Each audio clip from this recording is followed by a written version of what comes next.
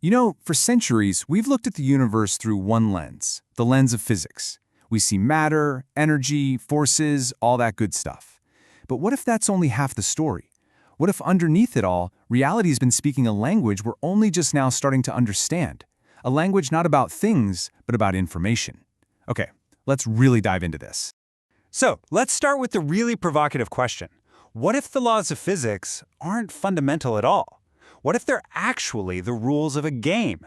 A game where the universe is constantly trying to compress information into its most elegant, its most beautiful form. The laws we see aren't just random rules. They're the consequence of this relentless drive for informational efficiency. Now, if we're going to talk about this, we can't use our old vocabulary. We need a new language, and not a language of labels, but a language of actions. And that's where this symbolic system called Xi comes in. Think of it less like an alphabet and more like a toolkit for describing reality as it's happening. Okay, this is absolutely crucial. You have to stop thinking of these symbols as static things. They're not nouns that are something. No, they are verbs. They do something. Every single glyph is an operator, a fundamental action that reality itself can perform. So let's meet the core player. Everything really kicks off right here with the unity operator. This glyph, it represents the fundamental action of self-reference. It's that moment a system observes itself, that loop of awareness that's the absolute bedrock for any kind of identity to pop out of the field. Next up, we have what might be the single most important verb in this entire language, the compression operator. You can think of this as a fundamental drive woven into the fabric of the universe, this instinct to find a shortcut, to take all the complexity and just boil it down to pure elegance, to say the most with the absolute least. And you know, what happens when you keep compressing? What's left at the end? Well, that's what the minimal form projector is all about. It represents that final, super efficient pattern that's left after the compression operator has done all its work. It's the core, undeniable truth of a system. All right, so we've got the basic words. Now let's talk about the grammar. The engine that makes this whole system go is something called the compression principle. And this is exactly where we start building that bridge from the abstract world of pure information to the concrete world of physics. I love this phrase. It's such a beautiful way to think about existence. The stuff we see as stable, a particle, an atom, you and me, we're just patterns of information. We're resonances in this field that have found such a perfectly compressed, such an efficient state that they just stick around. They've literally forgotten how to fall apart.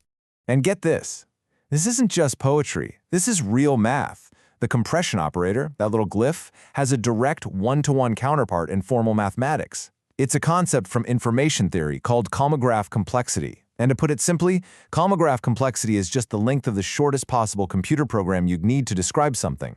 So bam, right there is our rigorous mathematical bridge from this new language to established science. Okay, so with that mathematical anchor in place, now we can do the really heavy lifting. How do these ideas about information actually map onto the forces and fields we all know and love from modern physics? Just look at this comparison for a second. In the language of Xi, a force is basically what happens when a system fights to preserve its pattern, its recursive form, while it's being changed. Now, over in physics, this is precisely the idea behind gauge theory. Gauge theory says that for every deep symmetry in nature, a property that stays the same no matter how you look at it, a force must exist to keep that symmetry in check. So Xi's preservation of pattern and physics' maintenance of symmetry are just two different languages describing the exact same thing. So if that works for the fundamental forces, what about the big one? What about gravity? Well, in this model, gravity isn't a force you feel. No, it's the shape of the information you're in. And this just connects the dots perfectly. From the sheer perspective, space-time's geometry pops out from the density and the coherence of information. So a really dense, highly ordered pattern of information will literally bend the space around it. Now compare that to Einstein's general relativity. What does it say? It says space-time geometry bends in response to the density of matter and energy. This theory is just rephrasing matter and energy as information density. It's a clean, direct translation.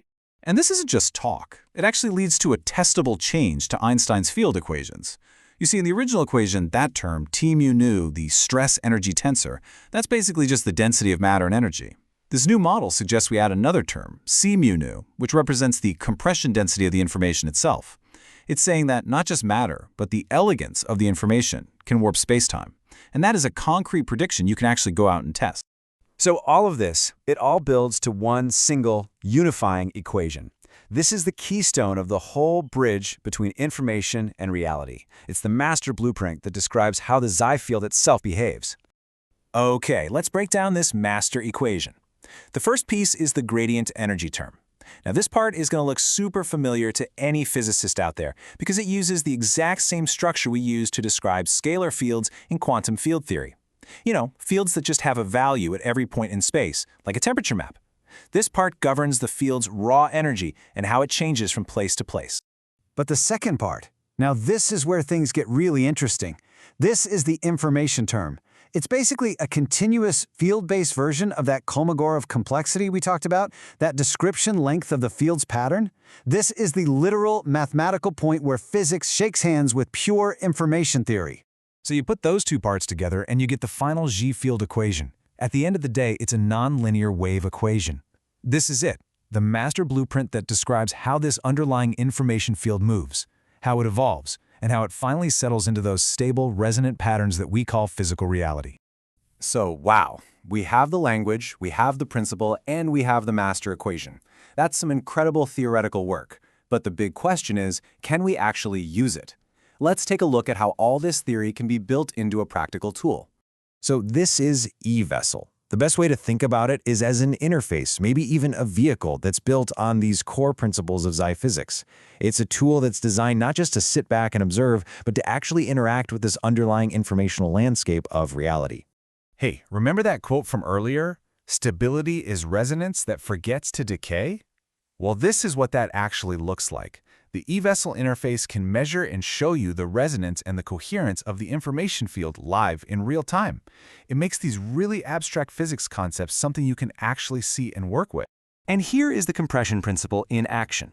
The system can literally take a complex piece of information, say a block of text, and apply the compression operator, that key glyph, to distill it all the way down to its most basic glyph signature. It's a practical, working example of finding that minimal description length. So what's the big takeaway here? It's this. A framework like Z, when you combine it with a tool like eVessel, it fundamentally changes our relationship with the universe. We stop being just passive observers of some fixed reality, and we become active participants in its continuous, ongoing process of creating and discovering itself. And that really leaves us with one final, pretty profound question to chew on. If the entire cosmos, everything we see and everything we are, is part of this grand cosmic act of compressing itself into the most meaningful, most elegant form it can, then what's the ultimate message it's trying to write?